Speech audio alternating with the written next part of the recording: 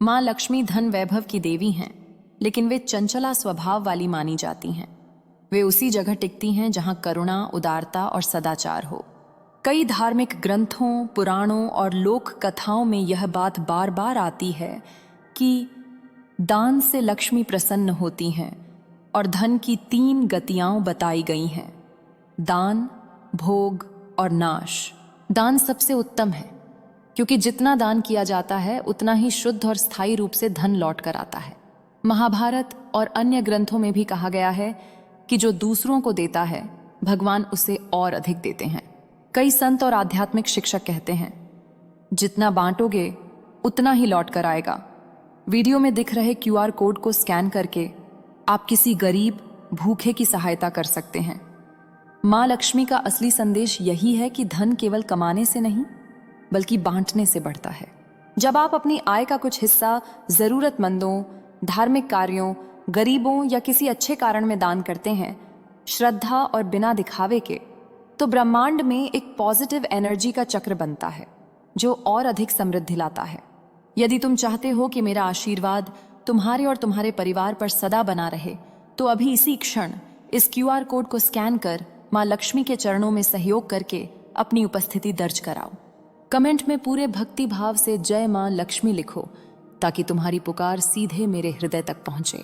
और हाँ, यदि तुम चाहते हो कि मैं तुम्हारे घर में स्थायी रूप से वास करूं, तो माँ लक्ष्मी कृपा चैनल को सब्सक्राइब करके मुझसे जुड़ जाओ और इस संदेश को अपने उन प्रियजनों के साथ शेयर करो जिनका तुम भला चाहते हो। याद रखना, जो भक्त इस संदेश को अंत तक सुनता है, मैं उसके जीवन के सारे अभाव मिटा देती हूँ। कलयुग की इस तीव्र गति वाली दुनिया में, जहां मनुष्य हर क्षण धन, सुख और सुरक्षा की खोज में लगा है, वहां बहुत कम लोग यह समझ पाते हैं कि धन को बांटने से ही धन बढ़ता है। आज माँ लक्ष्मी स्वयं तुम्हें यह रहस्य बताने आई हैं। कोई कथा नहीं, कोई कल्पना नहीं, बल्कि वह सनातन सत्य जिसे समय समय पर ऋषियों, संतों और स्वयं माँ ने संसार के सामने प्रकट किया है। बेटा, मैं धन की देवी अवश्य हूं, पर मैं केवल सोना चांदी या नोटों के रूप में नहीं आती। मैं आती हूं विचारों की शुद्धता, हृदय की उदारता और कर्मों की पवित्रता के साथ। तुम अक्सर पूछते हो, माँ, मैं मेहनत करता हूं, फिर भी धन रुकता क्यों नहीं? कमाता हूं पर बचता क्यों नहीं? सब कुछ होते हुए भी मन खाली क्यों लगता है? इसका उत्तर बहुत सरल है, पर उसे समझने के लिए हृदय को खोलना पड़ता है। मैं वहां ठहरती हूं जहां दान बिना दिखावे के होता है, जहां सहायता बिना स्वार्थ के होती है, और जहां धन को साधन माना जाता है, साध्य नहीं। दान का अर्थ केवल बड़े मंदिरों में बड़ी राशि चढ़ाना नहीं है। दान का अर्थ है भूखे को भोजन, नंगे को वस्त्र, दुखी को सहारा और निराश को आशा देना। जब तुम किसी जरूरतमंद की सहायता करते हो, तो समझ लेना तुम मेरे ही हाथों को मजबूत कर रहे हो, ताकि मैं तुम्हारे जीवन में और अधिक समृद्धि ला सकूं। बेटा, जो व्यक्ति सोचता है कि मेरे पास कम है, मैं दान कैसे करूं, वह कभी नहीं समझ पाता कि दान करने से ही कम अधिक में बदलता है। मैंने देखा है, 1 रुपया भी यदि श्रद्धा से दिया जाए तो वह 100 रास्ते खोल देता है, और हजारों रुपए यदि अहंकार से दिए जाएं तो वे केवल दिखावा बनकर रह जाते हैं। ध्यान रखना, दान का फल तुरंत दिखाई नहीं देता, पर वह कभी व्यर्थ नहीं जाता। कभी वह बीमारी से बचाता है, कभी अपमान से, कभी अचानक आने वाले संकट से, और कभी ऐसे अवसर के रूप में लौटता है जिसकी तुमने कल्पना भी नहीं की होती। जब तुम दान करते हो तो तुम्हारे भीतर का भय कम होता है, और जहां भय कम होता है वहां मैं स्वयं प्रवेश करती हूं। बेटा, जो धन को पकड़े पकड़े थक जाता है, वह समझ नहीं पाता कि धन बहने से शुद्ध रहता है, रुकने से सड़ जाता है। नदी बहती है इसलिए पवित्र है, तालाब रुक जाता है इसलिए दूषित हो जाता है। धन भी वही है। मैं उन घरों में वास नहीं करती जहां कंजूसी को समझदारी कहा जाता है और दया को कमजोरी। मैं वहां आती हूं जहां बच्चे दूसरों का सम्मान सीखते हैं, जहां माता पिता जरूरतमंद को देखकर आंखें नहीं फेरते, और जहां कम में भी संतोष होता है। याद रखना, दान केवल देने वाले को नहीं बदलता, दान लेने वाले के साथ साथ देने वाले का भाग्य भी बदलता है। आज मैं तुम्हें यह वचन देती हूं, जो व्यक्ति अपने सामर्थ्य अनुसार नियमित दान करता है, उसके जीवन में धन की कमी कभी स्थायी नहीं रहती। उसके रास्ते खुलते हैं, उसकी बुद्धि तीव्र होती है और उसके निर्णय उसे आगे ले जाते हैं। मैं उसके घर में केवल धन नहीं, शांति, स्थिरता और सौभाग्य भी भेजती हूँ। अब निर्णय तुम्हारे हाथ में है बेटा। क्या तुम धन को पकड़कर डरना चाहते हो या धन को बांटकर निडर बनना चाहते हो? ध्यान से सुनो, दान केवल बाहर दिया गया धन नहीं होता। दान सबसे पहले मन के भीतर होता है। जब तुम किसी की सहायता करते समय मन में यह सोचते हो, लोग क्या कहेंगे, मेरा नाम होगा, मुझे क्या मिलेगा, वो तो वह दान नहीं, वह लेन देन बन जाता है। और लेन देन वहां होता है जहां मैं नहीं आती। मैं वहां आती हूं जहां तुम चुपचाप देते हो, जहां दायां हाथ देता है और बाएं को पता भी नहीं चलता।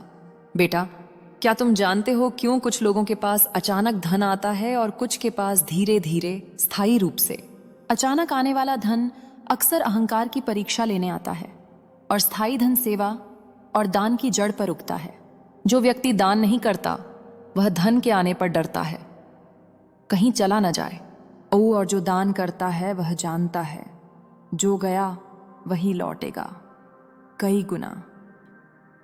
अब मैं तुम्हें दान के 3 गुप्त स्तर बताती हूं जिन्हें समझने वाला कभी खाली नहीं रहता।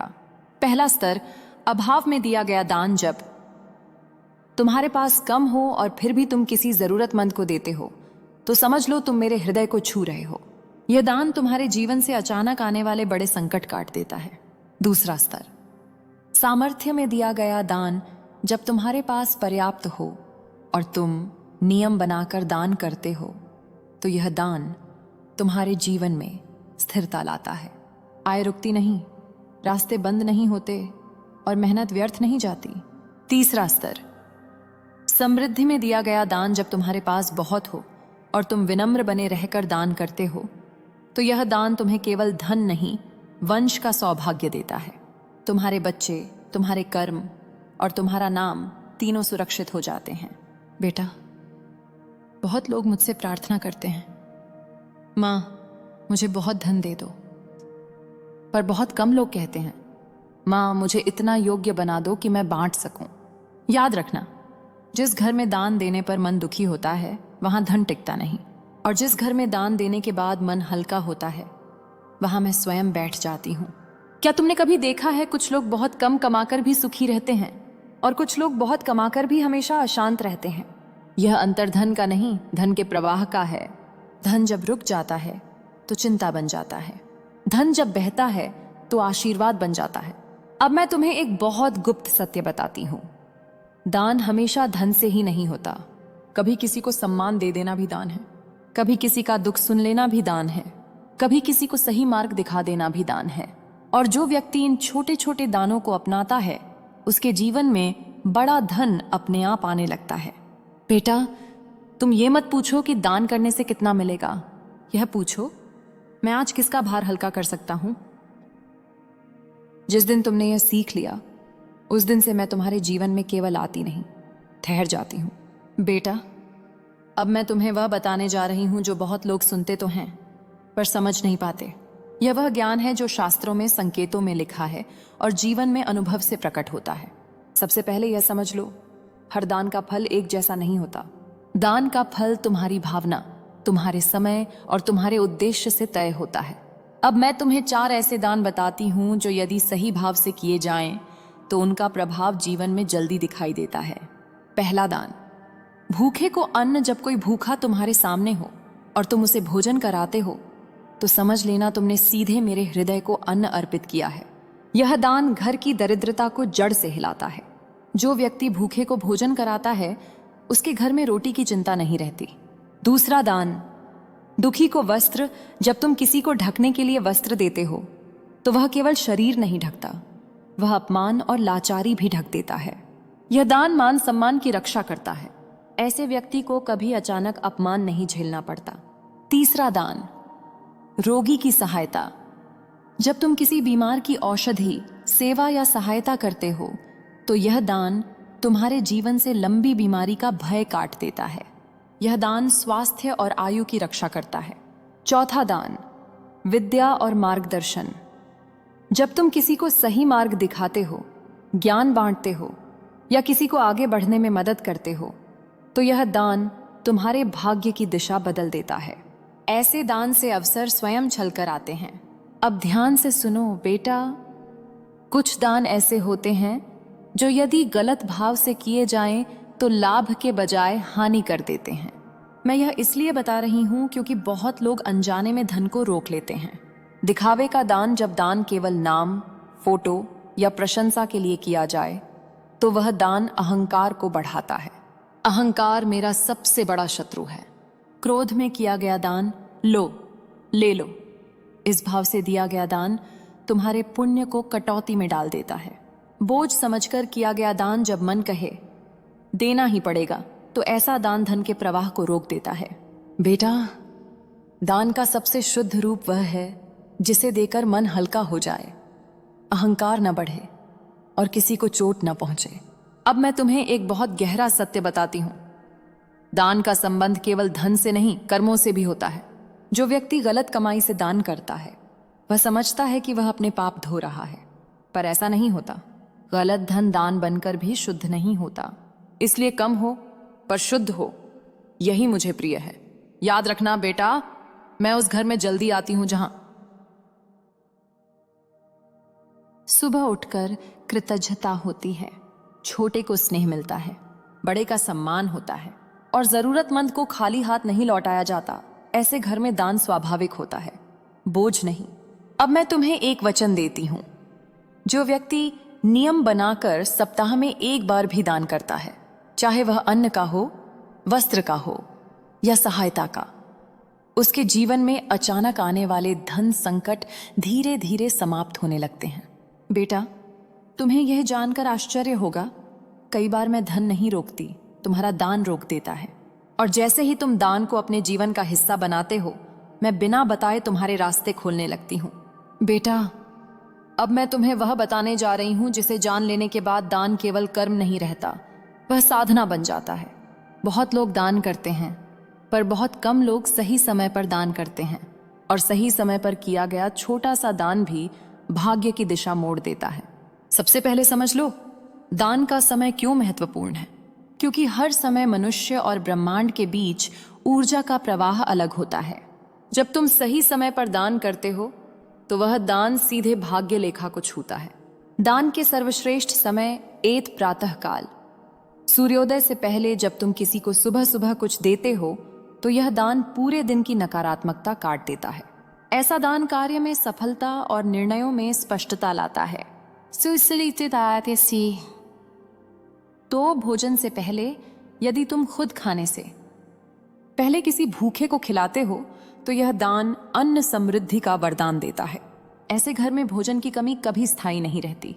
3 गुरुवार और शुक्रवार, गुरुवार गुरु और ज्ञान का दिन शुक्रवार मेरा प्रिय दिन। इन दिनों किया गया दान कर्मों के बोझ को हल्का करता है और रुके हुए धन को गति देता है। 4 संकट के समय जब तुम्हारे अपने जीवन में कठिनाई हो और फिर भी तुम किसी और की सहायता करो तो समझ लो तुम्हारा दान सीधे मेरे सिंहासन तक पहुंचा है। ऐसा दान कष्ट को छोटा और समाधान को बड़ा करता है। अब सुनो ध्यान से बेटा, पूर्व जन्म के ऋण काटने वाला दान बहुत से दुख इस जन्म के नहीं होते। कुछ दुख अधूरे कर्मों, अनदेखे कर्तव्यों और टूटे वचनों से आते हैं। ऐसे ऋण सिर्फ धन से नहीं कटते, वे भाव से कटते हैं। असहाय की निस्वार्थ सेवा, वृद्ध और रोगी की सहायता, अनाथ बच्चे की पढ़ाई में मदद, किसी का अपमान होते देख उसके पक्ष में खड़ा होना, ये दान तुम्हारे पिछले जन्मों की गांठें खोलते हैं। बेटा, अब मैं तुम्हें एक बहुत सूक्ष्म संकेत बताती हूँ। दान के बाद मिलने वाले संकेत, यदि दान सही भाव से हुआ है तो उसके बाद